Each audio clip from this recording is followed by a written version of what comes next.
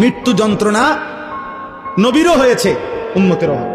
মৃত্যু যন্ত্রণা খুদ আমাদের নবী সাল্লাল্লাহু আলাইহি সাল্লামেরও হয়েছিল।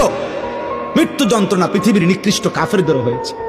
কিন্তু উভয়ের মৃত্যু যন্ত্রণার মধ্যে পার্থক্য আছে, অনুভূতির মধ্যে পার্থক্য আছে।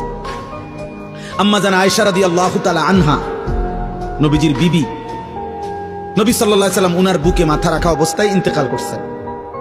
তো নবীজি সাল্লাল্লাহু আলাইহি সাল্লামের ইন্তেকালের পূর্ব মুহূর্তে হযরত আয়েশা রাদিয়াল্লাহু তাআলা আনহা বলেন, আল্লাহ নবী সাল্লাল্লাহু আলাইহি সাল্লামের কপাল মোবারক বারবার ভিজে ছিল, ঘামে ভিজে যাচ্ছিল। আমি এক বাটি পানি আইনা দিছি পাশে, আমি নবীকে দেখলাম বারবার তিনি ডান হাত মোবারক ওই বাটির পানির মধ্যে ভিজাইতেছেন আর কপাল মুছতেছেন ঘাম, ইন্তেকালের পূর্ব মুহূর্তে। আর নবীজি বলতেছিলেন, তখন দোয়া করতেছিলেন, আল্লাহুম্মা আইন্নি আলা সাকারাতিল মাউত, আয় মাওলা মৃত্যু যন্ত্রণার এই মুহূর্তে আপনি আমার সাহায্য করেন। আল্লাহুম্মা হাফিন আলাইয়া সাকারাতিল মাউত। এরপরে নবী বলছে, আল্লাহ আমার মৃত্যু যন্ত্রণা সহজ করে দেন।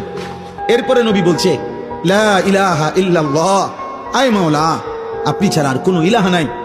এরপরে বলছে, ইন্না লিল মাউতে সাকারাত, মাওলা মৃত্যুর বড় যন্ত্রণা।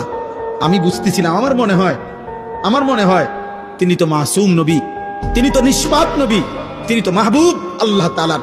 তো তিনি যেন বলতেছেন, আল্লাহ মৃত্যুর বড় যন্ত্রণা, তার মানে তিনি বলতেছেন, মাওলা আমার কাছে যদি মৃত্যুর যন্ত্রণা এমন মনে হয়, হায় মাওলা আমার গুনাহগার উম্মতের কি হবে তাইলে, আমার নাফরমান উম্মতের মৃত্যু যন্ত্রণা তাইলে কি হবে।